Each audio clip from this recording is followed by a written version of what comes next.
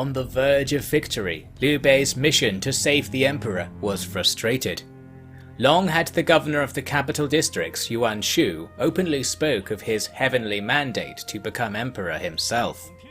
After the raising of Luoyang, the imperial seal, physical embodiment of heaven's favour, had gone missing. After a brief adventure through the hands of various ambitious warlords, it had ended up with Yuan Shu. Knowing that Liu Bei's venture risked the restoration of House Liu, Yuan Shu made his move. Liu Bei was rushing to the Yellow River. It was his best avenue of escape from Yuan Shu's sphere of influence, and escape was all that was on Liu Bei's mind. But when he arrived at a port town to procure ships, he came upon a most joyous sight. From upriver, ships flying the banner of Queen Zheng. From downriver, ships flying the banner of Zhao Yun. The riverside town, ostensibly one of Yuan Shu's personal fiefs, soon flew the Liu, Zhao and Zheng banners all at once. "I must think all lost," Liu Bei admitted to the two generals. "A false prime minister in the west and a false emperor in the east? How can the empire endure that?" "There is no reason to have any doubts," Zhao Yun said. "Yuan Shu attempts to overturn heaven by force. Who has that strength? Heaven will crush his violent ambitions.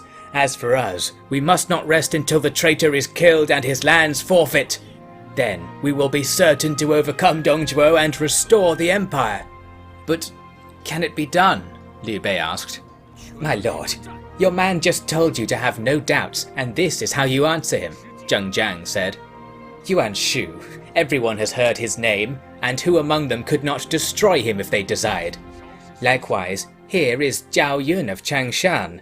Everyone has heard his name, and who among them could ever dream to match his spear? Lord Liu Bei, with only what is to hand in this room, you could conquer the entire empire."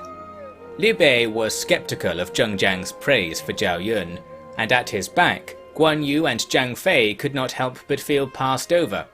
Perhaps their faces betrayed this, and Queen Zheng added, "Every one of you is worthy of the imperial seal. Acquiring it will be as easy as picking it up off the ground. In that regard, I humbly ask you consider the fate of the people when the mandate is yours." Zheng Jiang turned down Liu Bei's offer to rest a night in town, for she was anxious to return to her troops in Hedong across the river. She bade the generals farewell, catching Liu Bei off guard with a flash of her steely smile. After calming himself with some wine, Liu Bei decided to rely on the bandit queen's recommendation. He sent Zhao Yun to deal with the pretender Yuan, while he turned back towards Chang'an. Zhao Yun made quick progress through the capital districts, scattering Yuan Shu's half-hearted supporters and securing the road to Nanyang, the seat of the so-called Emperor Zhong. This also secured a good overland route through Yuan Shu's domain, and along it went the rogue of Guanling, Zhang Chao. Liu Bei received him near Chang'an, and furthermore, received his solemn vow to serve the emperor's caretaker. "The people of Guanling want peace. They want it more than... They will tolerate all manner of unusual overlordships to have it. From their example, I have realized that your cause is virtuous, and not a step aside from the route to a perfect peace. Therefore, I present my neck to you, for it to be judged whether it best serve the Han intact or in two." Liu Bei accepted Zhang Chao's surrender and dispatched him to oversee matters in Yangtze. However, once he was gone, Guan Yu noted, "He spoke of what the people of Guanling want. Could it be that he tried to turn them against you but failed? Then he came here as a last resort." "Lord Guan, you are too suspicious," Liu Bei said. "When lords act in accordance with what their subjects desire, that is what they call the ideal order. To act against it is what is called the terminal order. Perhaps Lord Zhang simply has an understanding of stately matters." Guan Yu conceded and joined the rest of the officials in praising Liu Bei's faultless virtue. Some of them must have known that what Liu Bei said was in accordance with the ancient texts on the matter, and what was in accordance there was considered in respectable circles to be unsurpassed. Thus, virtue it was called. The Liu army approached Chang'an with no sightings of Dong Zhuo. Local people claimed the Dong army had passed by 2 weeks prior. "He thinks we went south," Zhang Fei laughed. "While he's sniffing about for us in the mountains, let's overrun Chang'an. Then we'll see who is Prime Minister and who is a fool lost in the wilderness." Agreeing, Liu Bei drove on towards the imperial capital. There, he came across a despondent traveller with a huge, yet largely unarmed entourage. He reported himself to be one Liu Yan, and hearing this, Liu Bei threw himself to the ground before him. "Brother, it is the most exquisite fortune to meet you at last," Liu Bei said. Liu Yan gave a lesser bow and said, "Ah, the imperial caretaker, I have been looking for you. There was a rumour that you had taken Chang'an, and so I came to pay my respects. Now I see that the rumour was merely the voice of heaven foretelling great deeds, so that loyal men might come witness them in person." Delighted with this dazzling introduction, Liu Bei hurriedly had a feast prepared for Liu Yan. Liu Yan was a man of high station who had the title of Inspector of Liang. This office held sway over a vast and prosperous realm in the west, known as the Riverlands. Cut off from the rest of the empire by strings of mountains, the Riverlands had been affected least by the fall of the Han. Its yellow turbans were of a nobler breed, Liu Yan claimed, and as such required placation more than extermination. Therefore, the wealth of the old Han was preserved on Liang's great temperate plains, known to scholars by a much older name, Shu. This comfortable pocket had long been the domain of House Liu. Emperors would send their familial rivals away to rule such pockets, so that the stability of the capital districts was always preserved. Resultantly, Liu Yan was of a branch of the clan far more prestigious and historied than Liu Bei's, but on that day, all signs suggested the imbalance had been reversed. Liu Yan and his line had been bred to be as free of ambition as the court could manage. When he heard of Liu Bei's fantastic campaigns and victories, he stood and reintroduced himself with his head pressed to the ground and his eyes never again landing on Liu Bei. Liu Yan eagerly agreed to serve Liu Bei in the caretakership and excitedly spoke of House Liu's rising fortunes. Liu Bei was of course overjoyed, for with this pledge, his influence spread from the great unending sea in the east to the untamed border mountains in the west. This fortunate meeting was a portent for greater fortunes already approaching. But, as it always had been, for someone to experience great fortune, there must be dealt misfortune in equal measure. Whether the fortune and misfortune both needed to come to the same man was a matter of debate. On that day, evidence to the contrary emerged. Dong Zhuo had taken his army to Shangyong, at first hoping to pursue Liu Bei, but after realizing he had made a mistake, the purpose of the venture was altered into a punitive march against the traitors of the commandery. After all, Shangyong's people had abetted the rebel Liu and given him access to Chang'an. Those directly responsible had already been slain by Liu Bei, so Dong Zhuo's chance for revenge was lost. He turned then to the commoners. It is said that one family in every village was executed, and while the rest escaped with their lives, everything else was taken from them. Such sacking made Dong Zhuo a little richer, which calmed him. In the sobriety after the deeds were done, he realized that his advisors could be right about Liu Bei's rumored march on Chang'an. The army was turned back. In this way, Liu Bei's ambition spared the rest of Shangyong from Dong Zhuo's. By this time, Zhao Yun was approaching Nanyang. He was stopped only by a troop of 500 soldiers. They formed up as if planning to fight, but as soon as Zhao Yun advanced upon them, they cast their banners down and knelt in the grass. From among them, a group brought out a lacquer box and a man in regal dress with bound hands. These gifts were presented to Zhao Yun. Taking a close look, he gasped. The first was the imperial seal. The second was Emperor Zhong, Yuan Shu. The real gifts, it would be said, were the 500 men with the courage and foresight to not match disloyalty with loyalty and see through their master's folly. Zhong had little to say, but his few words carried an apology, and a request for peace. The imperial seal was to be put at stake for it, and Zhao Yun accepted it without hesitation. He wrote to Liu Bei, and within a few days had a reply that affirmed Zhao Yun's decision. The 500 troops were brought into Liu Bei's army, and Yuan Shu was sent back to his city alone, a humiliating walk for a mandateless emperor. When Liu Bei's officials came demanding taxes as if he were a mere governor, he had not the will to resist. Yet, who can imagine that his seething spirit was not inflamed further by this inveterate treatment? A more thorough investigation of what Justice Yuan Shu deserved would have to wait. Zhao Yun raced west to catch up with Liu Bei. He found his lord quickly, as Liu Bei had encamped on a high plateau that overlooked the road from Xiangyang. Dong Zhuo was on his way, and this time Liu Bei would not let him interfere with matters in Chang'an. Zhao Yun volunteered to take 3,000 elite troops to kill the traitor, but Guan Yu and Zhang Fei objected strongly. "Heaven has seen fit to bring the imperial seal to our lord," Guan Yu argued. "How can he not repay this kindness by slaying the traitor personally?" "I'll try to leave him alive, just a little," Zhang Fei growled. "General Zhao," Liu Bei said, "your bravery is unrivaled and your great deeds uncountable. I cannot bear to deny you the privilege of taking Dong Zhuo's head, so please, do not ask for it." At this, Zhao Yun apologized without reservation and withdrew himself from Liu Bei's camp entirely. Those that remained went with Liu Bei to a forest beside the road. By avoiding the use of fires and holding their hunger for 2 days, Dong Zhuo's scouts had nothing to report to their master. Then, on the 3rd night, the imperial army began to pass by, looking like they too had seen little food recently. Dong Zhuo, as ever, had quite the opposite appearance.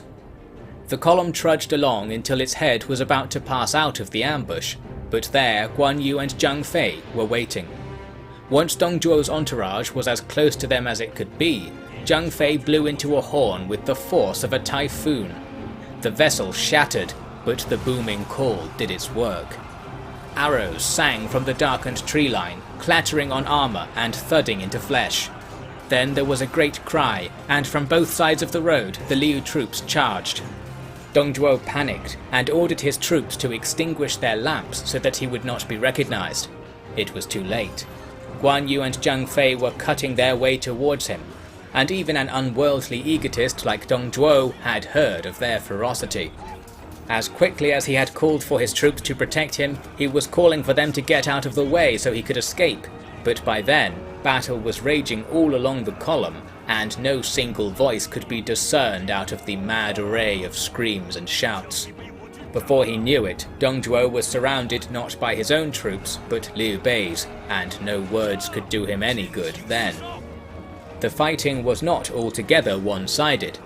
After all, it was the fear of Dong Zhuo's Xiliang army that had allowed him to slither into Luoyang and become prime minister in the first place.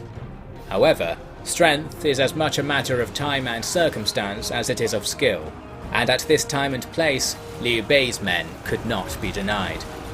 Dong Zhuo had only one advantage remaining: his thick suit of armor, which when combined with his unusually curvy torso, deflected the spear thrusts of Liu Bei's foot soldiers. This allowed him to slice his way out of the encirclement and attempt to flee alone. However, who could have failed to predict this would be his plan? Guan Yu emerged from behind a tree, and with a sweep of the green dragon saber, felled Dong Zhuo's horse. The fall snapped Dong Zhuo's aching bones, and all he could do was lie there and curse while Liu Bei's troops tied him up. The remnants of the imperial army surrendered quickly as news of this spread, and the night's action was concluded. While exhausted, Liu Bei would not let the remaining business wait until morning. There and then, the officers assembled all those still alive on the field to witness a kneeling Dong Zhuo with Liu Bei's sword at his throat. "In the name of the Son of Heaven, I sentence the traitor Dong to be executed. I order the extermination of his clan, and pledge to sacrifice their remains to ease the spirits wronged by his demonic reign of terror," Liu Bei shouted. "You will do no such thing, rebel!" Dong Zhuo bawled. You will be cursed for all time as the murderer of House Liu, who brought... Liu Bei slit the Prime Minister's throat as he spoke, and the tirade was cut short. His body rolled onto the dusty road, the blood soaking his lavish silk robes. A chant of "Long live the Emperor, long live Lord Liu Bei" carried through the night so far that nearby villagers at once knew the result of the battle. By hand, by horse, by boat and by bird the news went on, and wherever it was received there was great emotion. It was widely held by the common people that Dong Zhuo was the source of all woes afflicting the current generation. Therefore, his death was like a glimpse of a child thought lost. Few restrained their imaginations when thinking of what good this would bring to the empire. But the empire was not of one mind. Indeed, while the peasants dreamed of justice and peace, their masters dreamed of rank and glory. The former was sure the royal house would be restored. The latter was sure the last Han quasi-legitimate prime minister had just been slain. In this way, the exit of Dong Zhuo was as perilous a thing as his arrival, but that this was the case did not receive much attention from the likes of Liu Bei, Guan Yu, Zhang Fei or Zhao Yun, who feasted long and sang loud. It might have warranted more than a single day of celebration, but there was no time to waste. As news of the Prime Minister's death reached ever further, the danger to the Emperor, squarely in the middle of that power vacuum, rose. Chang'an had more than one man in the mould of Dong Zhuo. However, the nobles were more afeard of Liu Bei's sword, and what punishment it would render on those who had dabbled in the soiled power of the late Prime Minister. With that in mind, many slipped away with their valuables while they could. One was captured by Liu Bei's approaching scouts, and was brought before the caretaker to explain his apparent betrayal. It was someone Liu Bei happened to have met before many years prior, Gongsun Du, cousin of Liu's school friend Gongsun Zan. "I cannot believe you would have any reason to hide from justice," Liu Bei said to him. Thinking quickly, Gongsun Du replied, "Not at all, my lord. In fact, when I heard of your victory, I realized that the Han had been saved. Knowing your respect for tradition, I had thought you would restore the court at Luoyang, and not let a drip of Dong Zhuo's malice remain in the Son of Heaven's sight. To that end, I was heading there to buy property and oversee reconstruction, so that I could present it to you when the arrangements begin to be made. That I stumbled into you while doing so has spoiled the surprise, and that is my only regret." Liu Bei laughed heartily at this answer, and Gongsun Du was allowed to carry on eastwards. That he was never reported to have established himself in Luoyang was later taken as a measure for pleasant surprise, and so his role in Dong Zhuo's crimes was never discovered. Those who remained at the reins in Chang'an did not dare open the gates for Liu Bei. They decided to take their chances with a siege, and so the capital was again blockaded and bombarded by the Liu army. During the delay, lords and ladies from all over came to pay their respects to Liu Bei, thank him for his work, and bring their own merit to his soon-to-be invaluable attention. Yu Minshang, another wealthy ruler from the Riverlands, even swore to serve Liu Bei personally, whatever the resolution of the siege was. Liu Bei's reputation was clearly unifying the land better than any army or tyrant, although it was, a cynic might say, the unity of a collection of flotsam washed together by the waves. Chang'an's formidable walls eventually suffered a breach after daily pummeling by Cheng Shu's catapults. The officers inside summoned troops to hold Liu Bei off, but they were met only with a rain of arrows so thick that to be hit by one was to guarantee 5 more impacts in the same breath. The Dong soldiers were slain by the 100, and when the supply of arrows was expended, 4 heroes came upon them instead. Together, Liu Bei, Guan Yu, Zhang Fei and Zhao Yun cut a path into the city, daring not bring a single soldier for their aid, for to enter the capital under arms was most unlawful. Besides, these 4 did not need any help. They silenced the opposition from the last few Dong troops and galloped into the imperial palace. The guards fled without delay. The 4 dismounted and fastened their weapons to their horses. Armour was removed, hair was retied, and stains mitigated as best they could. Once ready, they entered the palace and curled themselves up in the main chamber, Liu Bei in front and the other three behind, bowing towards the empty throne. There was a rustling sound, but none dared look up at it. It came from the entrance of the young emperor, with his mother and several servants in tow. Once all was quiet, someone asked Liu Bei to come closer. He did, keeping his eyes firmly on the ground. He was asked to introduce himself. He held out his hands, clutching the imperial seal. "Although unworthy, by sheer fortune I have come across the imperial seal," he said. "I came to present it to the Son of Heaven and beg forgiveness that I have been forced to slay his appointed Prime Minister. I hope that he will understand my sincerity, and I am happy to forfeit my life if any part of my actions have displeased His Majesty." The Emperor advanced personally to receive the seal, to the astonishment of his attendants. However, before he reached Liu Bei, he began to sob. He attempted to speak several times, but could not overcome his emotion. It ended only when he fainted and was spirited away. The imperial seal remained in Liu Bei's outstretched hands. What could this strange portent mean? Read on. The steps of the imperial palace were flanked by Liu Bei's finest soldiers, replacing the imperial guards they had slain on the road from Shenyang. Down them came the Son of Heaven, descending towards Liu Bei in the courtyard. Behind the caretaker was an assembly of thousands, all the leading figures of the capital districts. They watched as Liu Bei received the emperor's blessing, and in a long ceremony beside an altar was elevated to the rank of duke. Now this sandal weaver could execute his old peers on a whim, and indeed claim any sandals they made as his own. But it was not just commoners he rose above. Emperor Xian declared that Liu Bei was to inherit Dongzhuo's post as Prime Minister of the Han, the highest office in the empire. That was not so unusual given the circumstances. However, in the days that followed, the scholars of the land could not help but notice that the powers usurped by that office were not being returned to the imperial court. Addressing this body on the matter, Liu Bei said, "Friends, it is a long-held tradition that the emperor be advised by a body of loyal and able servants, and in this way the Han has lasted 20 generations. But they had another responsibility, to protect the Son of Heaven. In this age, the officials have suffered great indignities and can hardly afford their own security. Yet warlords across the land raise armies and conquer fiefs like they were empires themselves.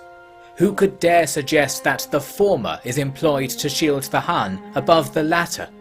Furthermore, how can armies so used to serving under my banner be asked to submit to others so easily? Would the most harmonious thing not be to have those same armies simply serve the empire through me? Taking that into consideration, that total authority over matters of state should reside with the Prime Minister is the natural fit. When the fit ails, it shall be abolished. When it benefits heaven and earth alike, it must be embraced." Only one man dared step out of the rows of officials to make a response. It was a well-known writer and thinker from Jing province, a man named Zhu Shu. "Lord Prime Minister, I welcome your well-reasoned arguments. The restoration of peace is more akin to the blooming of a flower than the lighting of a candle. To ask it be only momentary is as foolish as shouting at a plum sapling for not bearing fruit.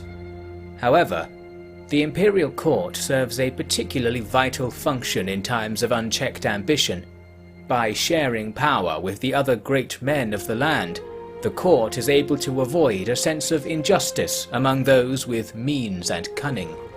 Why not delegate some of the Prime Minister's mandate to the great warlords so that they need not question whether they are to be considered a part of our newly hatched empire?"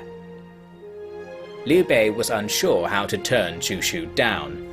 Then he saw Zhao Yun glaring at Zhu Shu indignantly. Thinking of why this could be, he realized there were some things Zhu Shu had missed that only true Han loyalists would appreciate. "That will not be necessary, Master Shu. What question is there for these warlords to answer? They were tasked by the imperial house with putting down rebels. The Yellow Turbans and the traitor Dong both fit the bill. That so many others were implicated in the corruption was most worrying, but now that the pool of heaven is stilled, we can attend to such things in the proper fashion. In essence, the great men of the land serve the empire now just as they always have. If they are not loyal enough to end their missions as eagerly as they started, then why reward that selfish ambition with rank and power? It should be quite the opposite. In this way, the empire will be purged of every Dongzhuo, and the Son of Heaven's reign will be as spring follows winter.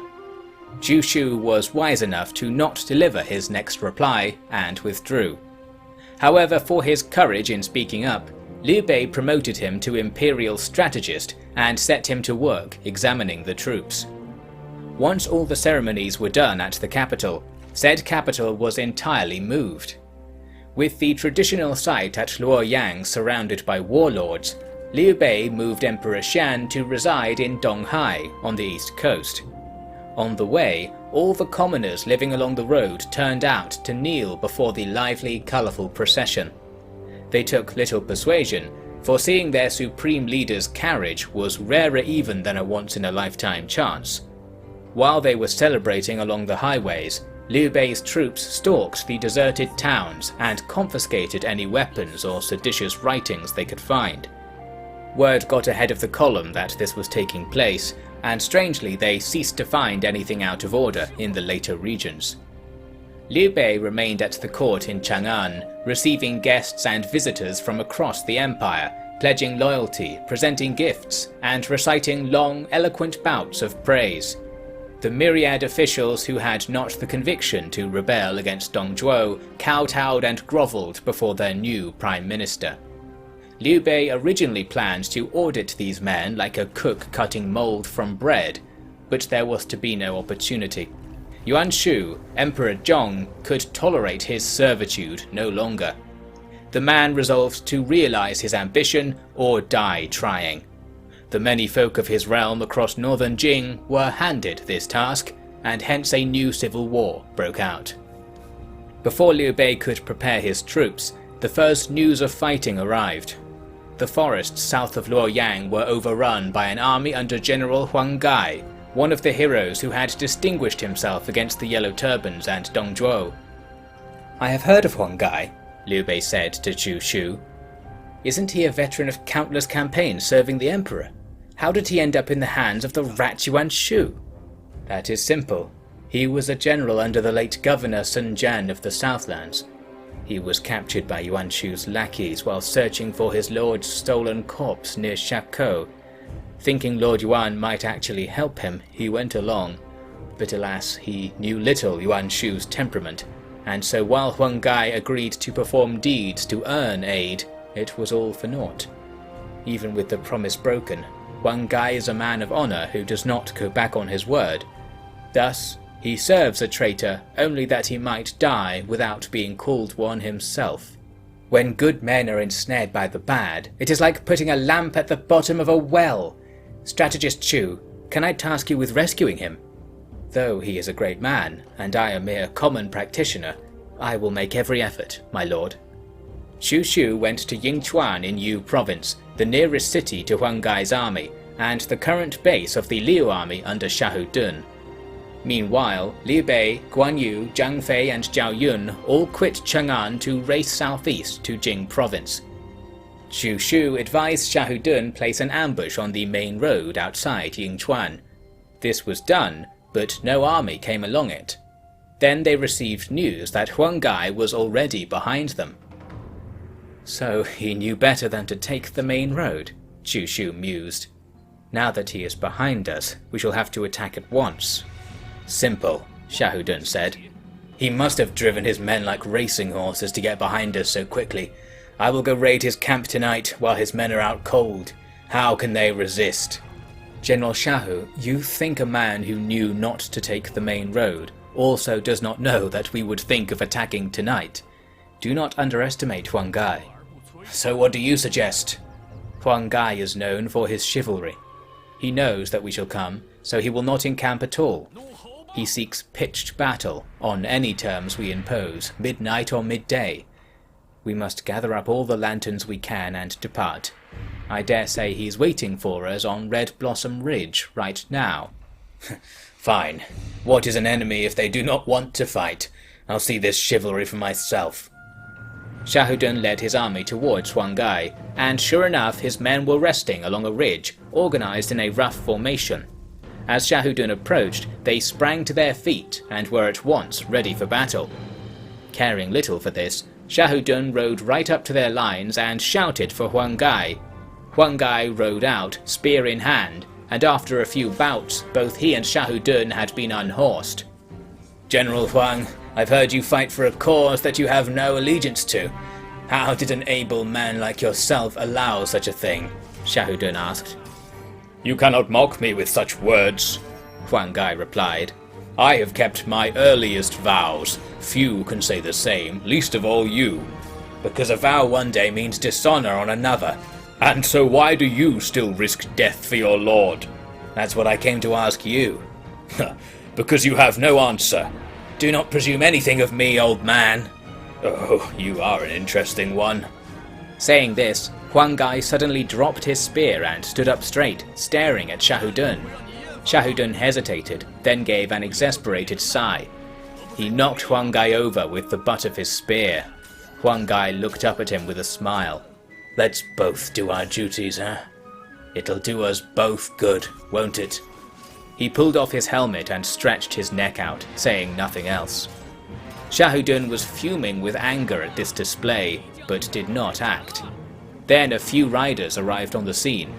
Their leader jumped from his horse and attacked Xiahou with savage energy, while the others dragged Huang Gai away.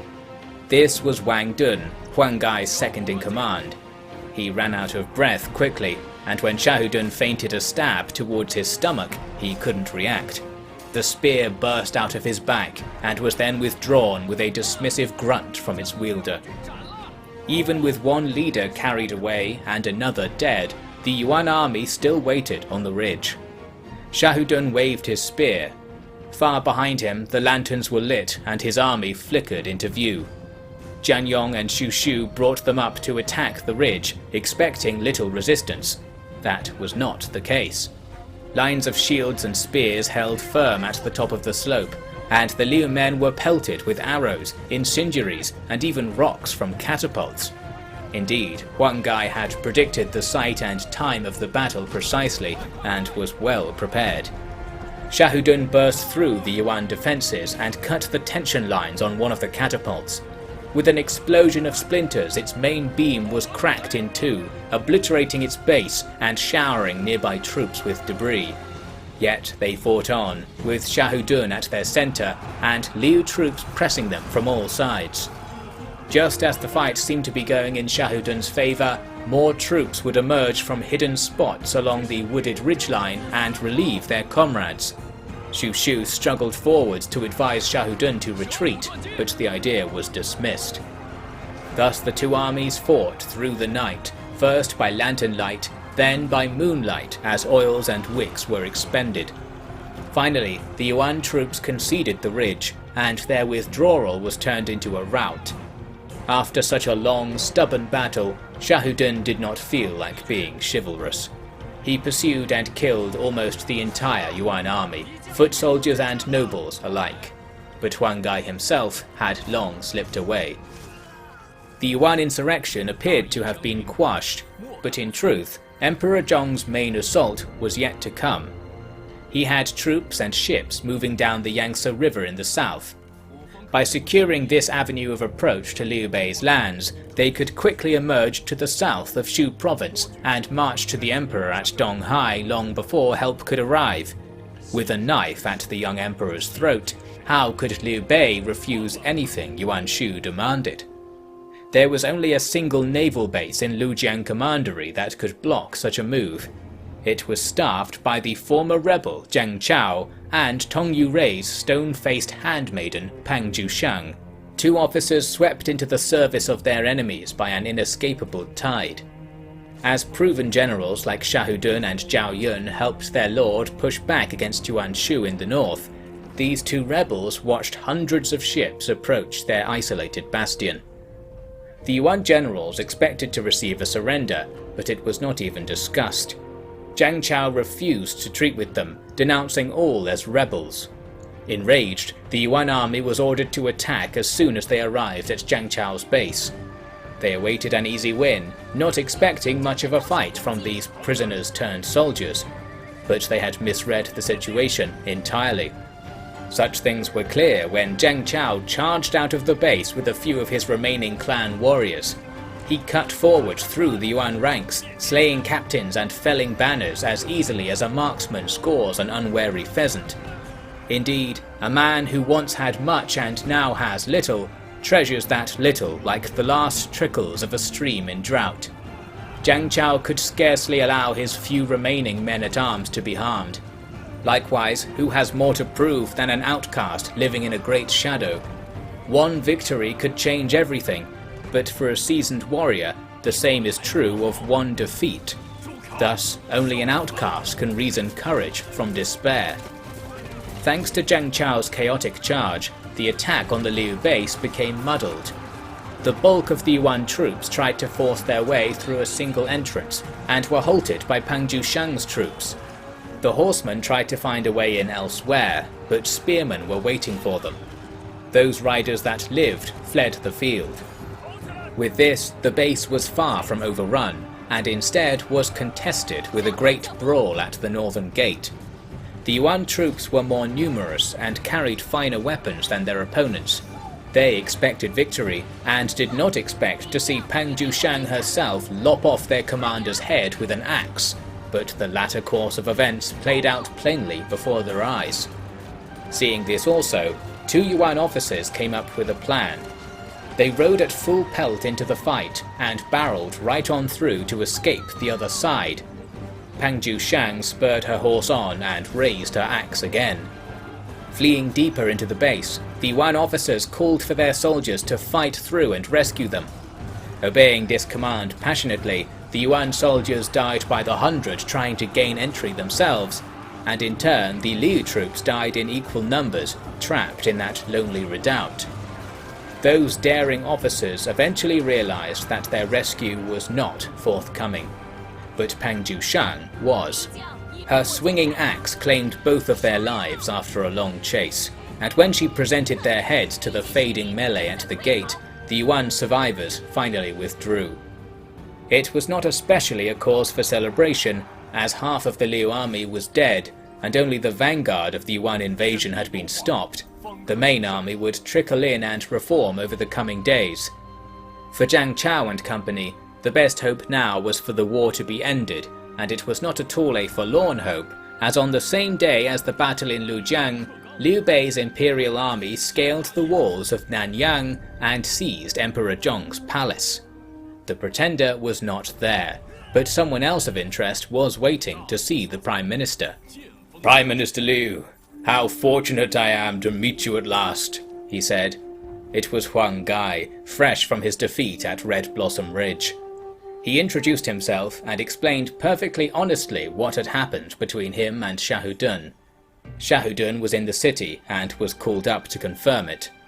"This man is a true warrior, yet understands strategy also," Shahudun vouched. "I say you should have his head or his oath.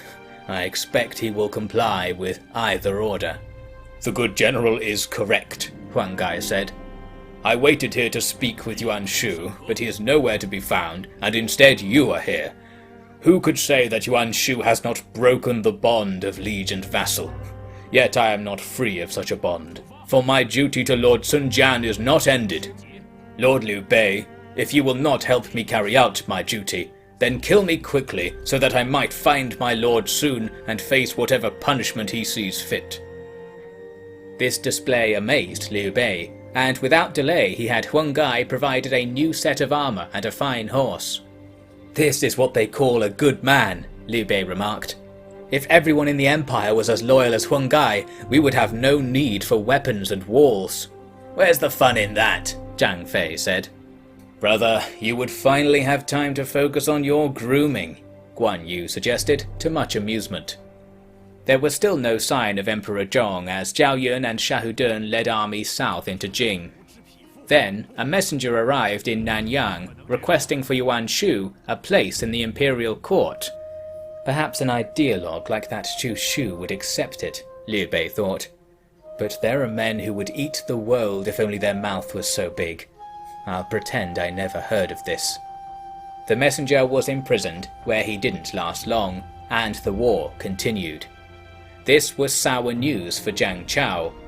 The Yuan army on the Yangtze attacked from all sides, and while his troops said nothing of it, he could not bear to let them follow him into battle.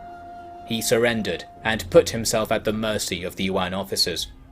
These men recognized the valiance of Jiangxia's previous defense, and so all agreed the proper thing was to allow him to march out of the base fully armed and return to Guanling. There was now limited time before Yuan Shu's men travelled the Yangtze east and bypassed Liu Bei's strongholds entirely, but such bad news arrived only after something which in fact happened later, but closer to Nanyang. The governor of Luoyang, Liu Dai, suddenly declared war on the empire. Driven mad with paranoia, and knowing that he controlled the traditional capital of the empire, he felt he had no choice but to stand up for himself in such a way. It was a fool's gambit with no substance, and Liu Bei mobilized at once to take the heaven-sent chance to secure Luoyang. Seeing Liu Bei not hesitate for a moment to attack his clansman and an appointed official of the imperial court, no less, Zhu Shu decided to intervene. He knew that he had not the wisdom or influence to divert Liu Bei's enthusiasm for his new position, but there was one man who might. "Lord Liu Bei, have you heard of the twin jewels of the Empire, Master Sleeping Dragon and Master Fledgling Phoenix?" he asked. "Long have I heard these names. There was a scholar in Changyang, Master Watermirror, who spoke highly of these prodigious students. He said that whoever acquired the services of just one of these heroes would come to rule the empire. Do you know them, Master Shu? Both are elusive, and are known closely to very few. Yet I have the privilege of having made Master Sleeping Dragon's acquaintance on several occasions. How does his ability compare to yours?" "He is like a fire-eyed mare, while I am like a dithering insect. There is no comparison. I mention him for I believe that he has recently celebrated his 18th birthday. Despite his enormous ability, he wastes time as a farmer and playing instruments outside a thatched hut in the mountains. Lord Liu Bei, will you not go and see him?" "Go? Will he not come here?" "Ah, I see you are not truly interested in his talents. Please forgive the intrusion," Zhu Shu said, immediately leaving Liu Bei's chamber. Liu Bei chased him down and apologized. Then he agreed to seek Master Sleeping Dragon in person. "So, young Master Zhuge, as you always said, it will be up to you to save the Empire, after all," Zhu Shu thought. What would come of Zhu Shu's recommendation? Read on. "We came all this way and he's not here?" Zhang Fei raged. There, amid the thick woods of Sleeping Dragon Ridge near Xiangyang, the three brothers stood exhausted at the gates of a lonely thatched cottage. Its only resident was a child, who informed the brothers that Zhuge Liang, Master Sleeping Dragon and fabled hero of the era, was off wandering the wilderness, as he often did. With no knowing when he'd return, Liu Bei could only ride back to his army camp near Luoyang. The ruins of the old Han capital had been placed under arms by Liu Dai, and were in turn placed under siege by Liu Bei. The city walls were among the little Dong Zhuo had not destroyed during his previous tenure, and so entry was not easily gained. Given that military action was going to be stalled, Liu Bei and his brothers took their leave again to make the sweaty hike through the Longzhong Hills to seek Master Sleeping Dragon. Seeing a man tending to vegetables in a plot outside the house, Liu Bei raced forwards and jumped to the ground, making his introduction. But the man simply laughed. "Kind lord, I am Master Sleeping Dragon's brother. I am Zhuge Jun, and long have I wished to meet you. Please, come and sit." Liu Bei had to hide his disappointment and control Zhang Fei and even Guan Yu's anger. They sat for a while in the cottage and noted the racks of books and roughly painted poetry all about. "Is it true that your brother is said to be a genius among scholars?" Liu Bei asked Zhuge. "In his school, he was the youngest and most talented of their elite students, outwitting the itinerant scholars that came by without fault. In his military training, he ignored any custom that invited weakness, and invented his own measures for bolstering strength. When it comes to matters of literature or war, there is none finer than my brother." After they left, Liu Bei's brothers seemed unconvinced. "That place was full of trite words and old nonsense. How could he be of any use on the battlefield?" Zhang Fei complained. "He knows we have been seeking him, but he does not come to us or even write," Guan Yu added. "How can such a man be considered a worthy servant of the Prime Minister, much less a man deserving of his personal attention at home?" Liu Bei couldn't help but take these words to heart, yet still he said, "Brothers, what is a lifetime wasted calling for the great beast of the sky to reveal itself, if you see it for a fleeting moment in the end? Everyone in the county, indeed the Empire, speaks well of this Master Sleeping Dragon. While I have been frustrated, how can I ignore their solemn recommendations over some personal inconvenience?" When they returned to Luoyang, the city had already surrendered. The blackened husk of the old imperial palace overshadowed the wide, empty streets around it. Liu Bei began recruiting colonists from the countryside to restore the city, but never could his mind truly be set to work on these matters. Always he looked south to Sleeping Dragon Ridge, countless horizons away. At that time, Zhao Yun and Shahudun were campaigning south against the pretender Yuan Shu, and were not so far from Xiangyang. On the pretext of meeting with messengers from these commanders, Liu Bei quit his court again and rode to Jing province, his brothers among the hundreds of cavalry guards at his back. This time, Master Sleeping Dragon was sat in a shabby pavilion beside a stream on the approach to the cottage. He did not get up or even glance in the direction of the three brothers. "The bumpkin! He should be killed for this indignity!" Zhang Fei said, but Liu Bei quietened him. The Prime Minister's sensitive ears had caught the young master's voice on the wind. He was singing, "Should the flame take the tree, the forest is lost. What justice is there in that? Should men take the knee, the chorus is lost. What virtue is there in that?" "He means to say that he will not submit. We should leave without disturbing him," Guan Yu concluded, but Liu Bei went on alone to inquire. "Esteemed sir, could it be that you are Master Sleeping Dragon?" he asked. The man turned and bowed. "Prime Minister Liu Bei, since you have spoken to me personally, I will dare to respond. Given my previous rudeness in not returning your kind visits, I will happily take leave of my head, if it satisfies you." Liu Bei warmly dismissed the idea, and went with Zhuge Liang to have wine in the cottage. Zhang Fei and Guan Yu patrolled the perimeter, but there was not another soul to be seen amid the humid woods. After working through a few cups and concluding noble formalities, Liu Bei said, "Master Sleeping Dragon, your name echoes across the land like thunder, and your wit carves oceans from mountains. Who has not begged me to seek your aid in repairing the state? Please, will you consider quitting your paradise here for the sake of the empire it bejewels? Anything the world can offer shall be yours in return." Zhuge Liang smiled at the proposition, but made no direct reply. "At this time of year, certain crops flourish and others slumber. What good could our promises do them?" he said. Liu Bei had no notion of the meaning. "Could it be that you are concerned for your crops? I will send the finest hands in Xiangyang to tend to them in your absence," he offered. "What kindness," Zhuge Liang said, pouring Liu Bei another cup of wine. "However, I wonder what use the Prime Minister has for me. A Liu sits on the throne, and in the position the rumors had out to be the throne's usurper. How can the Han be more at ease than that? The realm is not of one mind, Master.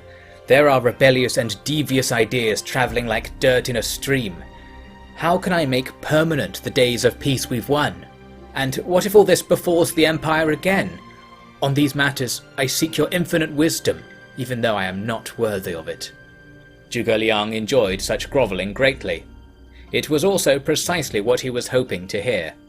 Seeing that the realm was not set in stone yet, he agreed to go with Liu Bei and make his mark, a mark he had turned over and over in his mind for many years.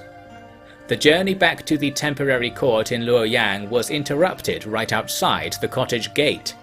There, Guan Yu and Zhang Fei were clashing with a tall, broad-shouldered man wielding 2 rakes. These lowly tools were deflecting blows from the green dragon saber and serpent spear with the ease of a hunter parting reeds. Zhuge Liang ran out to intervene. "What is the matter here?" he asked. "Patron," the tall man said, dropping his rakes and kneeling. "I saw these 2 armed men stalking about outside your house. There's no doubt they were planning something, so I stopped them, for your sake." "Ah, I see. These men are nobles from the north.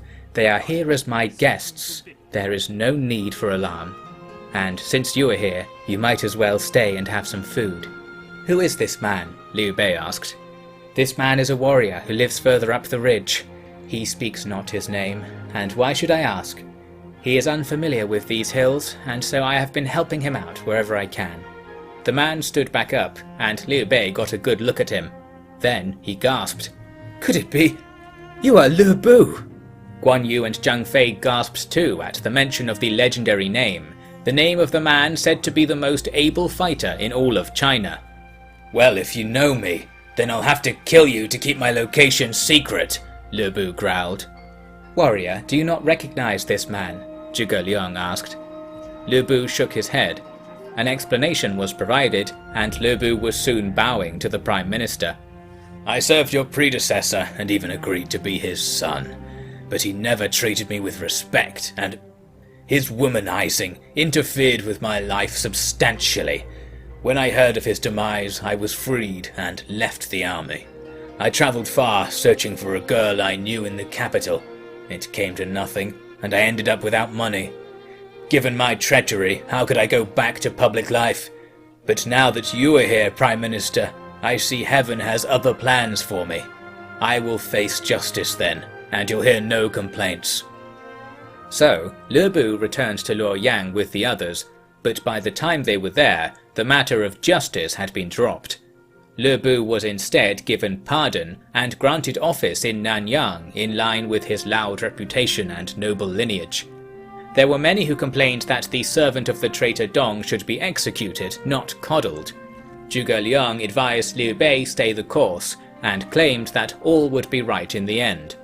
Enjoying the certainty of Sleeping Dragon's words, and the ease of decision-making with such a fleet to rely on, Liu Bei carried on. Much feasting was had in Luoyang, and its restoration filled the days with noise. One of the many noble visitors was Zheng Jiang, whose army arrived in aid of Liu Bei, in vain. "You are giving the people their homes back, and undoing the destruction of the traitors' war. Never liked Luoyang, but the people that do, they'll appreciate this, my lord," she said. "And they deserve no less," Liu Bei said. "They have worked for centuries to ensure these lands are well. Let them have this reward, at my expense if needs be." Zheng Jiang scowled at this answer. "It is at their expense no matter the course of things. Houses and streets are how you return that which the chaos took from the people. It is no reward." "I suppose. But what of you? You have been a loyal ally. I understand you are not acting under the orders of the court, and so you shall have to come in from the cold sooner or later." "Later," was Zheng Jiang's demand. She refused to stay in the court guesthouse and wandered off into the city night with a few handmaidens. "That's his little fascination," Guan Yu explained to Zhuge Liang on the other side of the feasting hall.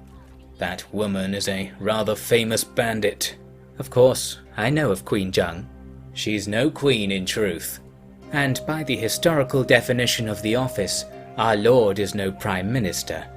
I see no reason to be disloyal over such trifling details, though. Let any play for titles if they wish." This retort soured Guan Yu's mood for some days to come, but Liu Bei would not hear his grumblings. Far from this feast, trouble was brewing in Jing. North of the Yangtze River was the prosperous commandery of Jiangxia. Jiangxia city was Yuan Shu's redoubt after his home base had been overrun, But this place too was now encroached upon by the imperial armies under Zhao Yun and Xiahou Dun. They attempted to reach the city via an unexpected route, but Yuan Shu's men were already there waiting for them and attacked Xiahou Dun's camp at night. The Yuan forces had to approach the camp over a long flat plain, their lanterns giving the game away. Thus, when they reached the edge of the woods in which the Liu army was camped, crossbow bolts and catapulted stones flew out from the darkness. Even more deadly was Xiahou Dun himself, riding out alone. The Yuan commander felt obligated to reciprocate, and the two duelled in the moonlit fields as the armies closed in for battle. The tree line was hotly contested by the infantry, but the Yuan horsemen went around the Liu right flank via a small clearing further west. They appeared suddenly behind the front line, where Jian Yong was forced to make a desperate showing of himself to stall a deadly charge. Most of Jian Yong's men were still returning from scouting duty, and the Liu horsemen still in camp were at that moment mirroring the Yuan attack. They circumvented the Yuan right and attacked the light infantry in the rear. Thus, Jian Yong's wild raids did little. The Yuan cavalry thundered down into the end of the Liu lines. The footmen were so distracted by the noise of fighting to their front that none detected the attack in time to turn and see their killers. Now the rest of the Liu fighters were severely outnumbered and outflanked. Xu Shu sprung into action. He directed crossbow troops hidden deeper into the woods to thud bolts into the surging Yuan troops on the end of the line, halting the progress of the flanking drive. Then, the Liu cavalry arrived from the Yuan rear and piled into the melee, driving Yuan soldiers off the line. This split the Yuan army down the center. Xiahou Dun arrived back to the woods with the Yuan commander's head at his hip and reorganized the troops to resist the Yuan push from the right. Meanwhile on the left, the cavalry did their work and cleared away the attackers in short order. The remaining Yuan troops realized that they were suddenly facing Xiahou Dun and company to the front, Xu Shu and his archers to the left, charging horsemen to the right, and Jian Yong's returning scouts to their rear. Leaderless, they fled in all directions, but few found easy escape. 4 in 5 were slain, and while this assault force was only a portion of the Grand Yuan army in Jiangxia, the rest fled without a fight when Xiahou Dun and Zhao Yun marched against them. A few weeks later, they entered Jiangxia city, taking refuge from the rapid onset of winter, a luxury now denied to the Yuan armies stuck out in the field. Indeed, the winter would defeat these men more certainly than any strategy of battle. When spring returned, the rest of Liu Bei's generals were tasked with some more straightforward imperial business. In the mountainous commanderies of Hanzhong and Baxi, sat between Chang'an and the riverlands of Shu, the rule of Han law was ignored. These lands were controlled by one Gongdu, who was the sort of yellow turban leader that Inspector Liu Yan had described as noble. This man had overthrown other yellow turban rebels in the region, and now ruled it as a despot, not that his people considered him one. His brand of organized, structured yellow turban government was more threatening than any rabble of desperados. Whatever he was doing in those mountains, he needed to be stopped. Pang Jushang, promoted for her work in Luoyang, led an army through Shangyong to restore Han rule, while Liu Bei marched out from Chang'an to support her from the north. Rumour had it that the turbans had been passing through the mountain roads to enter the northwestern plains, surely hoping to take advantage of their war-ravaged state. With this in mind, Zhuge Liang had it widely reported that Liu Bei had left Chang'an unguarded in his haste to advance. Then, he took the better part of the Liu army and waited beside an important bridge west of the city. Sure enough, the turbans in the mountains coalesced and began crossing, led by her man. Once half were across, Zhuge Liang sent Zhang Fei to attack those still waiting to cross, while Liu Bei came up the highway to the city to halt the vanguard. Guan Yu, meanwhile, was upstream. Once the sound of fighting reached him, he closed off all the irrigation canals and opened all floodgates. Water from the reservoirs rushed down into the river, the surge rising high enough to run over the top of the crowded bridge. The supports could not resist the weight of an army above and the water from below. With a terrible cracking, the beams slid out of position and the platforms cast the Yellow Turbans into the torrent. Their comrades on either side were joining them in an attempt to flee the attacks on both banks, but the rapids could not be negotiated. The army was swept away, and all that surrendered to avoid a similar fate were executed in short order. Her man himself survived, but his prestige and authority was no less sundered on the rocks than his following. News of this victory elated the nobles of the empire, for whom Gongdu was the worst kind of revolutionary, a somewhat successful kind. Seeing Liu Bei's rumoured sympathy for common folk was not going to stop him making an example of the Yellow Turban supporters, they feasted and praised the Prime Minister's name for days. Pang Jushang found the towns and villages burned by Dong Zhuo in western Xiangyang were all being rebuilt by these turban supporters, priests and farmers. Little fighting was needed to restore proper office and oversight to these efforts, although finding new labourers would take a long time. Combined with news that Shahudun was driving the pretender Zhong further and further into obscurity, House Liu's fortunes were truly cemented. While warlords remained at arms across the empire, their achievements were irrelevant in comparison to those attributed to Liu Bei. Prime Minister Liu, the one called Imperial Uncle by the Emperor himself, had saved the empire and proven himself worthy to receive openly the powers that Dong Zhuo had stolen. For teenage Emperor Liu Xi, this looming restoration of his empire brought great worry. In his own mind, much of the turmoil of the age was his fault. He lamented how he had been manipulated, how his timid nature and paralyzing fear had allowed a legacy of 20 generations to dangle over a flame.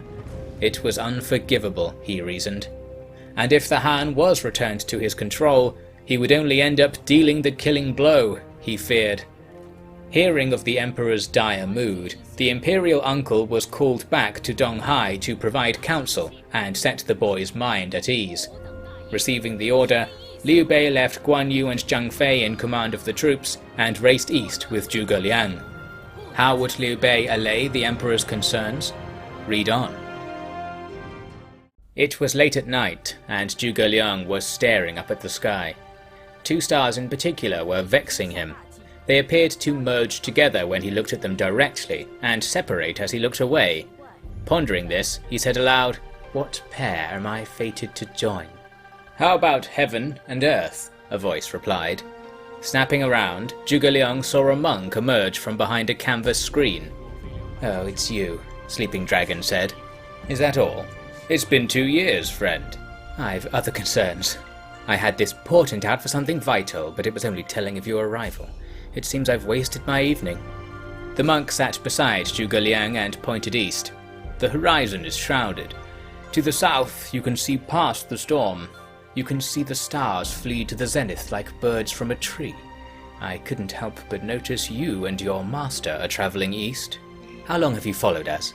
Doesn't Lord Sun have a use for you?" "No, nor you. Lord Sun is your shadow twin. No older, but inverse in nature. There is only one similarity between you. Fledgling Phoenix, if you are going to liken my ambitions to his, then I'll hear nothing of it," Zhuge Liang said with a smile. This monk, Fledgling Phoenix, was Sleeping Dragon's partner in the hierarchy of wits on the scholarly scene. He had been working on and off with Sun Ce of the Southlands, but had sought out Prime Minister Liu Bei with important news. Sun Ce was gathering armies, despite his lands being entirely placated. The excuse of punishing Yuan Shu had fooled many, but not Fledgling Phoenix. Liu Bei dispatched Zhang Fei to investigate these matters, and invited the monk named Pang Tong to stay. Pang Tong refused, but then Zhuge Liang said, "Master, we are travelling for an audience with the Emperor. Think how bright the remaining stars will be when we arrive." This strange remark changed Pang Tong's mind at once, and he accompanied the party to Donghai in Shu province. There, in a court barely fit for the Son of Heaven, Liu Bei presented himself to the Emperor. The lad had a sullen face, unnourished by proper food or sleep for some time. Once the introductions were over, Liu Bei waited for his liege to say something. After a long delay, the emperor called for Liu Bei to come closer. This was extremely unusual and was done so only after some hesitation. This was repeated a few times until Liu Bei was practically within arm's reach of the imperial throne. Then the emperor leaned forward and whispered something. "What are you saying, your majesty? There is no need for such words. What could I have done to give you the impression of one who would dare listen?" Liu Bei blustered, shuffling backwards.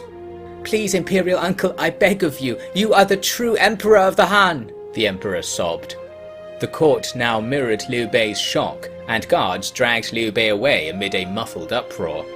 The emperor left his throne and could not be convinced to return. In the city guesthouse, Liu Bei told Zhuge Liang what had happened. Zhuge Liang simply laughed. "And what traitor dares disobey the will of the emperor?" he said. "Even the most base scoundrel would never dare hear such talk. The Son of Heaven is merely unwell," Liu Bei insisted. "And the remedy for that is as clear as the only road through the mountain. Do not joke about this." "I did not, nor did the emperor. Please, I cannot even think of it. Does not the Son of Heaven have skills beyond our reckoning?" "He does not." Liu Bei looked at Zhuge Liang in shock. The scholar quickly went on. "At the summit of the tallest mountain, one touches the bottom of the sky. At the furthest height of the sky, one touches the gateway to heaven. Atop the mountain, men pass you up. Atop the sky, the emperor pulls you up. Thus, given the achievements and knowledge of those you have gathered, a transition is possible. But is it desirable? The emperor sees it so. His branch has withered in the winter, while yours buds in spring. The empire of the Liu family awaits its renewal on the 2-century cycle, just as it did in the time of Emperor Guangwu. If the deeds of your ancestors stand for the past, the strength of your vassals the present, and the will of the emperor and stars for the future, who can deny that to assume your duty would be to satisfy past, present, and future all together? What other path is even worthy of consideration?" Liu Bei had no retort. For 10 days he refused to answer the emperor's summons. For 10 more days he went to the court and refused the emperor's request, refusing to hear it more than once per day. Then, on the 21st day, he said, "From kin to kin I understand His Majesty's heartfelt words. Yet who could dare seize his rightful place? If I am to assume his burden, let it be where I stand already and nowhere else." The emperor had his throne moved to beside Liu Bei in the center of the hall. 3 watch bells passed before the Prime Minister was convinced to sit, watched silently by the court officials. His hand came to rest on the imperial seal, ensconced in the arm of the throne. He was Prime Minister no more in that instant. Liu Shu practically thrust the various other imperial regalia upon Liu Bei, and this time Liu Bei made no performance of refusal. The officials squeezed together at the end of the hall so that none were behind the throne. They bowed and gave their oaths, teary-eyed. "I declare the beginning of a new era," Liu Bei called. "Although I am not worthy, heaven and earth have begged me to renew the Han. Thus, let the era of Eastern Wind be declared." Zhuge Liang appeared from around the door, introduced himself, then said, "All officials of all stations from across the empire must return here to the court to confirm their mandate for the new era. Let it be known." Zhuge Liang himself was appointed as Liu Bei's replacement in the office of Prime Minister, to great outrage, for Sleeping Dragon was only a teenager, despite his soaring reputation. Of course, this outrage was kept well away from the new emperor himself. The reaction from the rest of the empire was mixed. Those who had fallen in with Prime Minister Liu Bei mostly did the same with so-called Emperor Dongfeng. Others took the news scornfully. 2 warlords who sent not even messengers with well wishes were Sun Ce and Gong Xunzan. They replied to Liu Bei's summons with summons of their own, written with the same characters precisely, up to and including referring to themselves as Emperor. Receiving this news, Liu Bei despaired. "They mock me! They wish to show the world how easy it is to call oneself Emperor," he said. "But they cannot call themselves Liu," Guan Yu assured him. "Elder brother, you are here by the will of heaven. Is that not the meaning of the imperial seal? Those warlords have only proven their disloyalty with this stunt. Why listen to them? Because, Lord Guan, it is no stunt, Zhuge Liang said. Consider the pattern across the empire. Where armies roam and generals gather, they give insult. Yet where there is peace, they praise the coming of a new era and send endless eager delegations. It is simply the case that a smooth transition from Liu to Liu was not how those ambitious men from the frontier saw their campaigns ending. So they will fight us, even Gongsun Zan? Liu Bei asked. If they are good men, they will not. And are they good men? No, was Zhuge Liang's terse response. It was foul news, made worse by the list of those who had ignored the summons, including Zhengjiang and her allies Han Sui and Ma Teng. All across the north, the new emperor was being shunned. Within a month, news came that Han Sui and the famous Yuan Shu, great lords in the northwest and northeast respectively, were campaigning to restore Liu Xi to the throne. There was no end to the ways in which tales of supposed usurpation were spun. Zhuge Liang's 21-day scheme was not enough to balance them out. With war threatening to return to the Central Plains, Liu Bei rushed back to Chang'an, and then on to meet with Yellow Turban Commandant Gong Du. The war in the western mountains had to end. Gong Du was willing to treat, for legendary warrior Liu Bu had been set loose by the Empire in the region. His trail of destruction was undoing any gains the people had made in building independence. Hence, the war was ended favourably. However, making deals with a man like Gong Du didn't look entirely proper from the outside. Liu Bei was already suspected of being in league with rebel pot-stirrers, and this seemed to confirm it. How could any respectable loyal warlord tolerate Liu Bei's brazen disrespect for the empire? On the way back to Chang'an with his army, Liu Bei's scouts hurriedly reported that an army with Xiliang banners was blocking their path. The leading unit was commanded by none other than Liu Dai, former governor of Luoyang and high official of Liu Shi's administration. That madman, he hangs our house from the rafters of his own accord, Liu Bei said. Does anyone have any ideas to defeat him? Elder brother, as he is of no interest to my green dragon saber, I would dare bring him to you alive. Let me go, Guan Yu said. In these woods, and with their numbers, we cannot last, Zhuge Liang said. We should adopt a broader formation atop the slopes, Your Majesty, before they arrive. But then the whole empire would hear of us running from rebels, Guan Yu complained. Brother, Master Sleeping Dragon has studied the art of war inside and out. Let's try his strategy, Liu Bei said, and there was no further debate. The Liu army assembled on a hillside overlooking the forest in which Liu Dai waited. Zhuge Liang made no secret of their position, using flags and smoke to call their foes to battle. Then they waited. Only the breeze emerged from the trees. Is this some trick? Where could they be? Liu Bei asked. Zhuge Liang scanned the landscape, then got down from his horse and pressed his ear to the ground. After some time he got back up and said, They have encamped beside the river and assembled in the furthest part of the wood. Only their horses move back and forth. Messengers, I'll bet. Liu Dai is preventing the troops from moving. He must not recognize this formation. Zhuge Liang had spent the morning arranging the Liu army in a particular checkerboard formation, which he claimed could defeat even a foe twice their number, as was the order of the day. What's all this talk of formations? Guan Yu said. If younger brother was here, we would have defeated them already. Why waste times here playing games? I will simply kill Liu Dai. Then we'll see if the Prime Minister's plan can really work. Brother, how can you talk like that? Liu Bei called, but it was no good. Guan Yu galloped down the hill alone. I'm sorry, Master Sleeping Dragon, for my brother's harsh words, Liu Bei said. No matter, I thought he would leave sooner. You aren't worried? I am delighted. Now my plan will work. I will apologize to Lord Guan for playing with his temper, don't worry. Amazed and bemused, Liu Bei trusted in Zhuge Liang's plan and his brother's might.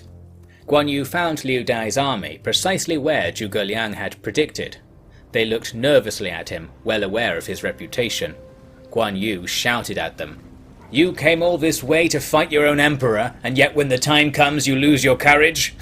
We made all the proper precautions according to the ancient masters, thinking we were fighting a real army. Instead, we've spent a day watching clouds. Even now, when a single rider comes before you, you look over your shoulders at the way to flee. This is how the world will see the righteousness of His Majesty without a single arrow being fired." At this, Liu Dai's officers lost their discipline and charged, drawing the whole army with them. Guan Yu led them through narrow forest trails and out into the clearing underneath Zhuge Liang's formation. Then, like seeds falling from branches, crossbow bolts pelted the Xiliang army from above. Further enraged, they braced their shields and began hiking up the hill.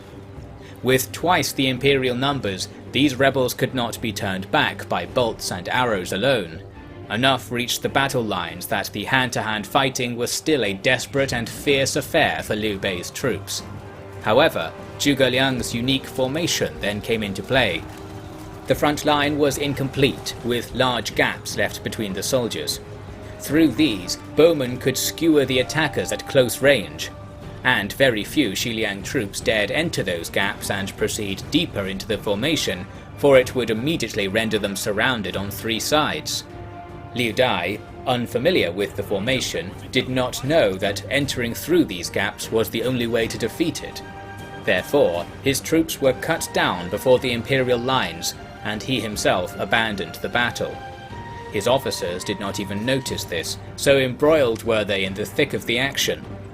Liu Bei rode out with twin swords to battle one of them in the center of the melee. Seeing the emperor himself slicing his way forwards prompted a vast echoing cheer from his men, who began pushing the Xiliang men down the hill. Further down the slope, Guan Yu led the horsemen to bite into the rearguard, running back and forth between disorganized bands of archers and catching glances of Liu Dai lurking in the trees beyond the battle. Perhaps he still hoped to see his men win without him, and it was a possibility given their sheer numbers. But up the hill, Liu Bei had General Hong Ming at sword point on his knees. The emperor showed mercy, and Hong Ming took some of his army with him as he scurried away. The organized fighting was over. The battle now became a series of encounters as Liu Bei's men chased retreating companies through the woods. These and the fighting beforehand were not cleanly in Liu Bei's favor, but ultimately resulted in the total rout of the Xiliang army. Guan Yu caught up to Liu Dai in the chase, but Liu Dai simply surrendered and offered his neck. "If you weren't the kin of the emperor, I would kill you now. But since you are meant to be a better man than you are, you should live, and let the shame transform you into who heaven wills you should be." With these words, Guan Yu kicked Liu Dai squarely in the chest, then hoisted his wheezing body back onto his horse. With a slap, the horse ran off with its cargo. When Guan Yu returned to Liu Bei, he immediately prostrated himself on the ground. "Your Majesty, I had the opportunity to capture Liu Dai, but when it came to the final moment I couldn't kill him, on account of his name. Such short-sightedness cannot be allowed among the generals of the imperial house. Please, if you will not take my life, send me away to live in misery." Liu Bei laughed happily and looked to Zhuge Liang. "It went just as you said," Liu Bei said. "Brother, your honor is so well known that your great deeds are clear to careful minds like his before they even happen. Is that not a cause for celebration?" "The celebrations will come in 3 days' time," Zhuge Liang said. "Another prediction, is it, Lord Prime Minister?" Guan Yu said with a frown. "A certainty. Letting Liu Dai live is the final condition of our victory. Allow me to explain," Zhuge Liang said. 3 days later, Zhuge Liang gave a wave of his fan, and Liu troops sprang from hiding all around the Hanzhong road. Ma Teng of Xiliang swung his horse around in shock, but it was killed under him by the first scattering of arrows. With great cries, his army was beset on all sides by spear, sword, lance and bow.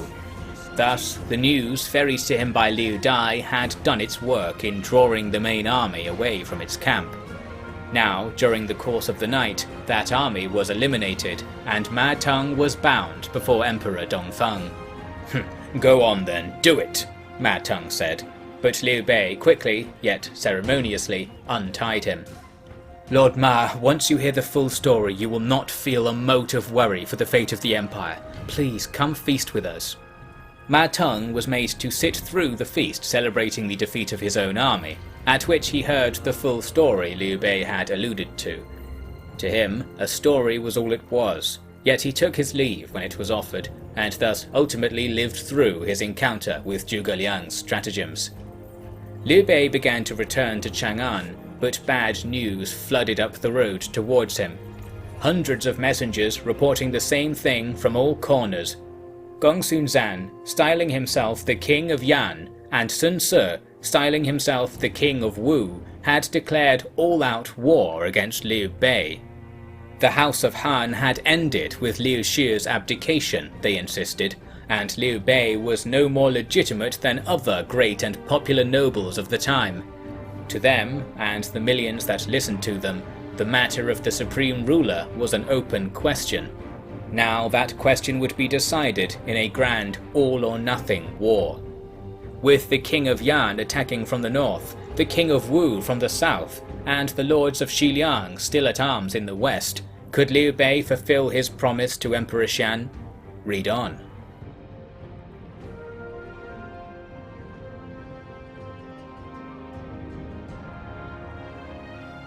Could Liu Bei fulfill his promise to Emperor Shan? Read on. In Liu Bei's army camp, the lamps shone late into the night. Liu Bei sat up before an array of messages, speaking of the treachery of Sun Ce and Gongsun Zan, King of Wu and King of Yan they claimed to be, and furthermore, Emperor of China both. Liu Bei's tears halted only when they were waylaid by outbursts of anger. Guan Yu stayed with him, but was hardly in a different state to his lord. As first light approached, Lord Guan fetched Zhuge Liang from his tent. The Prime Minister bowed and approached Liu Bei with all the requisite formalities. Liu Bei, with his red face sullen and his voice hoarse, begged Zhuge Liang not for advice, but for an explanation. The Empire, blessed with a single ruler, is then cursed with 3. Such things we summon like rain from the mountains, Zhuge Liang said. How did we summon this? We were on the verge of peace, but those 2 traitors would prefer war. Yes, indeed. Yet falling downhill requires that one climb it. You mean to say I shouldn't have even tried? Liu Bei burst out. Zhuge Liang remained utterly composed. I mean to say that demons gather around the great. Perhaps I can explain. Let me ask you this, Your Majesty. Why is it that our empire, once peaceful, became so consumed by war? Is it not the same land, with the same laws, roads, timbers and stars as before? It is the likes of Sun Ce that did this, Liu Bei growled. It is corruption among those we give responsibilities of utmost importance. When evil men abound, how can the good stand a chance? You are onto something, Zhuge Liang nodded. So, if our realm is afflicted by bad men, and wanting of good men, the next question must be, what makes a man good or bad? What else is there to measure but one's virtue? Good men possess character as wide as the sky and wisdom as deep as the sea. Even a single stain is enough to sully it all. Sun Ce is of great renown and is overflowing with energy, yet he is unlearned and greedy. Gongsun Zan is experienced with the classics and sees far into the future, but he suffers insults like grave wounds. These flawed men are destroying our empire. But Your Majesty, if it is the flaws of men at fault, then how can the empire have lasted this long?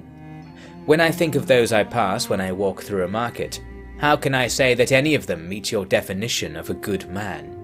Vices spread among them like an epidemic, and virtues are laughed at like self-important house cats.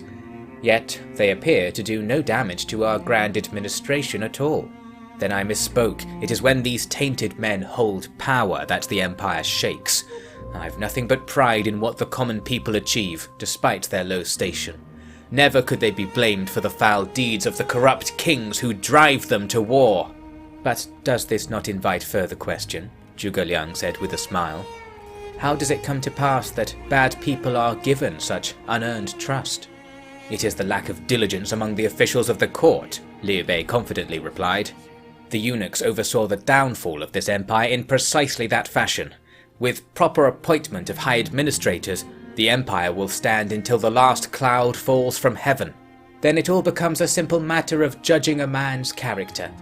Your Majesty, we appear to be very close to perfecting the art of statesmanship. Zhuge Liang nodded, brow furrowed, yet mouth smirking. However, the difficulty of this final step concerns me greatly. To maintain proper character in office without end, one requires alienation from the norms of humanity. One must be unmoved by money. One must cast no second glance at women. One must be sincere in their deference and fair in their authority. Only a man who cannot be moved to evil and cannot move others there in his stead can be considered a perfect official. This is all well and good, but who in the empire can live up to this? To demand rule by good men is to demand the throne be empty and justice wither. And what if a man were to be appointed without such a thorough assessment? A single corrupt official will allow the corruption of all beneath him and beg for the corruption of those above. As the old saying goes, to elevate the king of beggars would make beggars of us all. Heaven cannot possibly endure such a mire of foul fortune. There is certainly a different way to proceed. Prime Minister, you asked how the empire was at peace for 20 generations before me. You said my answer was correct, but now you say that good men do not exist. I cannot believe you mean to insult our ancestors so. What do you mean by all this? I apologize, Your Majesty. I have rambled too much. Ignore this scholarly talk. You are right. For now, we must simply rid ourselves of your enemies. I have already studied the disposition of forces across the realm. Allow me to recommend you a strategy.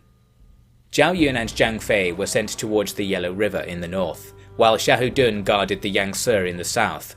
But even with these sentinels, the enormity of their foes spelled doom sooner or later. Fresh troops were raised in the central plains, and legendary warrior Liu Bei was recalled from his raids in the Hanzhong Mountains. However, almost as soon as he turned to march east, he found that an army under Lady Bian, Ma Teng's wife, had been shadowing him.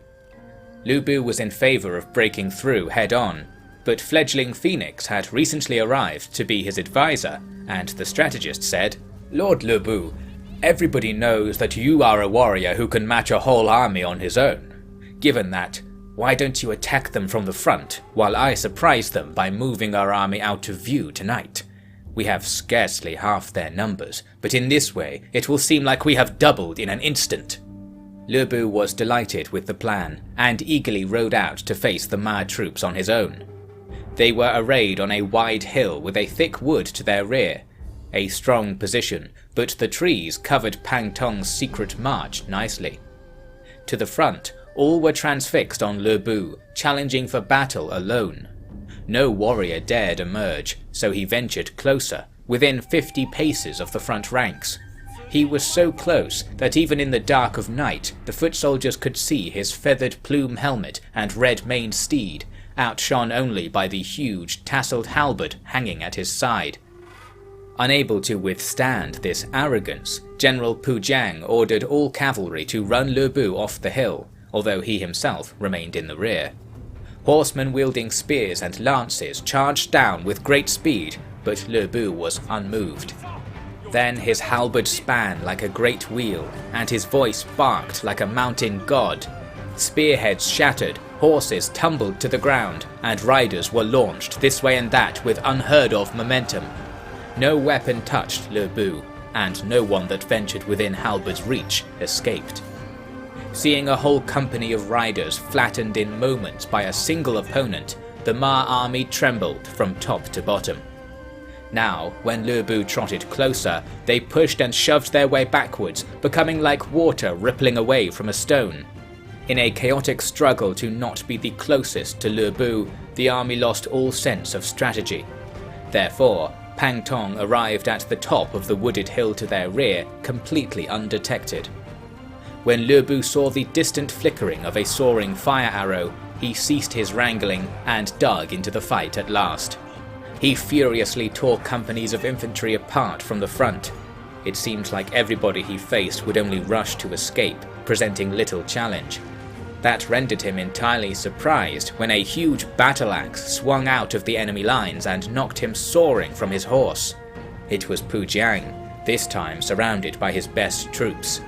Realizing he was about to be trapped, Liu Bei ran back down the hill, and none dared follow him. Still, the work he had set out to do was complete. Pang Tong emerged from the woods behind a wall of charging spearmen, who slammed into the disorganized Ma army beneath a wave of falling arrows. Thus, the Liu army, only some 4 ranks deep, flattened 20 ranks of Ma troops all at once. Here and there troops organized themselves and fought to all sides, all the more valiant for the impossibility of escape. It was a scene of panic and blood, in moments made clear to see by fires spread through the woods when flaming arrows and crashing lanterns were caught in branches. Purging fought on for nearly an hour with his huge great axe, killing countless Liu soldiers, but eventually he fled, joining Lady Bian and a few surviving troops in a hurried scramble towards the mountains.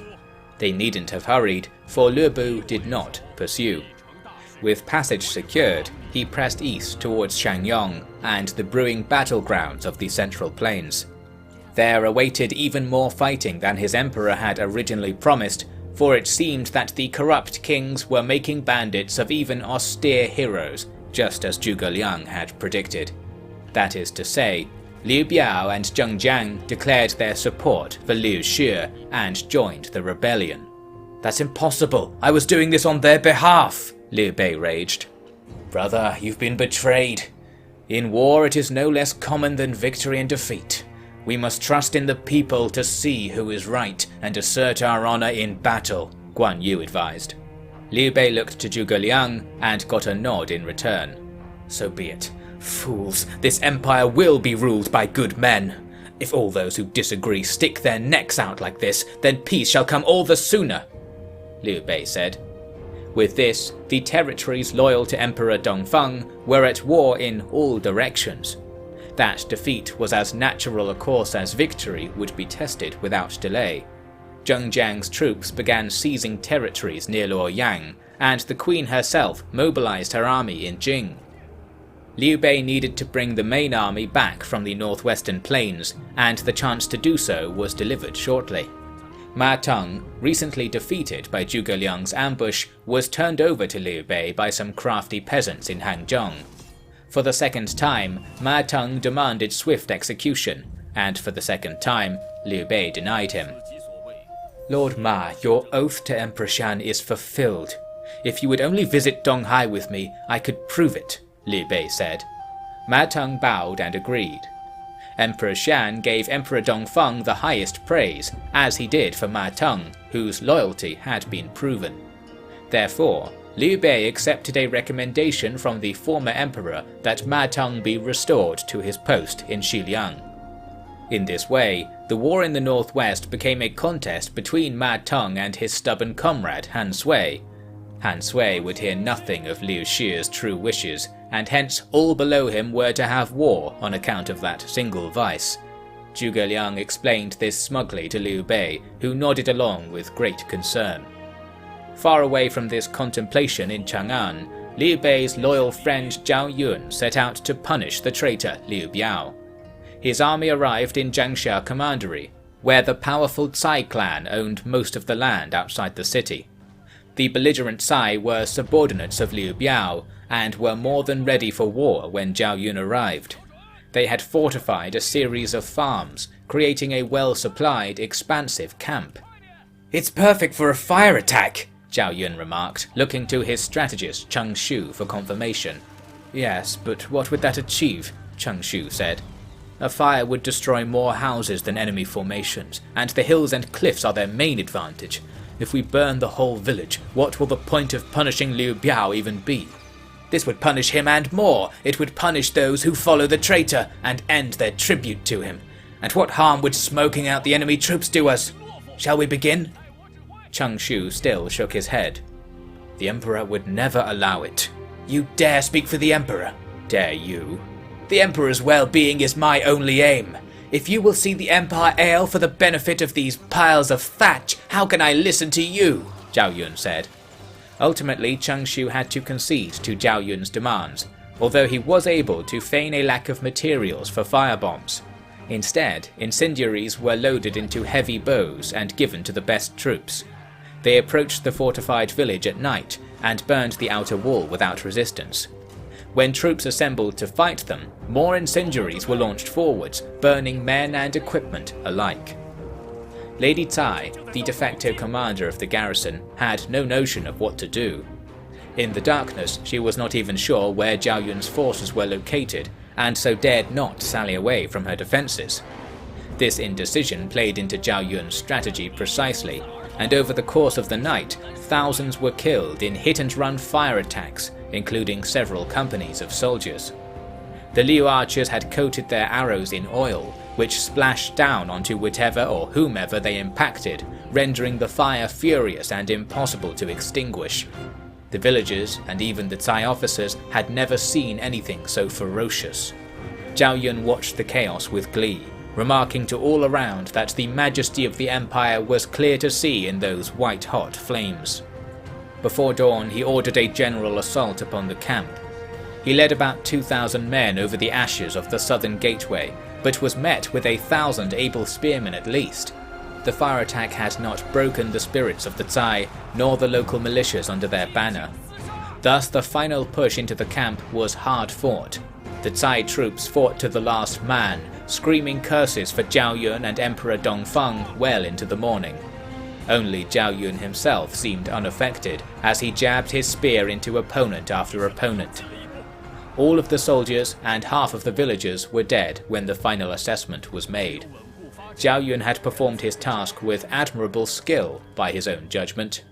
Jiangxia's farms were all seized from the Cai in the coming month and given to loyal servants of the Han. By this time, Zhang Fei had arrived in Langye to the north, with authority from Liu Bei to do whatever it took to resist invasions by Yuan Shu and Gongsun Zan. In the forests east of the city, the locals told him, there was an army camp where Yuan Shu was sending troops to muster for his grand invasion. Wasting no time, Zhang Fei took Xu Shu and Huang Gai from the military headquarters in the city and raced to attack the Yuan camp. "General, those fools have encamped in the middle of the forest, far from streams and surrounded by trees," Xu Shu explained. "They clearly have no idea we plan to attack. Given the layout of their camp, a fire attack would wipe them out without a fight." "A fire attack?" Zhang Fei scoffed. "What will that achieve? If we kill them with fire, how will it instill fear on the rest of them out there? We want those northerners to fear our blades, not the elements." After a stalemated debate between the two, Huang Gai interjected. "General Zhang, could it not be said that to control the elements is more skillful than to be practiced with the blade? Since time immemorial, great generals have used fire. Why don't you let Master Shu here try his idea? If it fails, we'll rely on your valor to save us." These were just the right words, and Zhang Fei agreed. The Yuan camp was as vulnerable as Xu Shu had said. Fires were secretly lit in the southeast and southwest corners, and within an hour the entire palisade was ablaze. Bolts and arrows were shot over the crumbling walls, killing soldiers within and spreading panic. The camp commander Zhang Hong rallied his army in the northern quarters and worked tirelessly to douse the flames. It worked, and much of the army's baggage was saved as a result. However, since they hadn't retreated, Zhang Fei was allowed his chance to one-up Xu Shu. Through the smoke he charged, leading bands of shielded warriors in a roughly coordinated raid. Zhang Hong's men lined up to fight, but the wreathing smoke and shaking ground was impossible to ignore. Zhang Hong's strategist found a horse and fled into the adjoining woods, as did half the soldiery. Little did they know, Huang Gai was already stationed there with squadrons of cavalry, so escape was impossible. Zhang Fei killed the camp's second-in-command with a spear through the chest, then duelled Zhang Hong for 10 bouts before slashing him across the neck. With these two heads in his possession, terrifying the remaining elite troops was easy, and the camp was taken. Every Yuan soldier was killed or taken prisoner, and hence Yuan Shao's planned invasion of Shu province was greatly stalled. Therefore, Emperor Dongfeng had enjoyed 3 great victories at the commencement of the final war. In Hanzhong, Jiangxia and Langye, the folly of resisting the new order had been shown. But the rumble of horses echoed from the northern plains, and the thuds of marching emerged from the southern mountains. The kingdoms of Yan and Wu were assembling all that their majesty could command. Now that they had the likes of Liu Biao and Zheng Jiang pinning Liu Bei from within, how could they be stopped? Read on.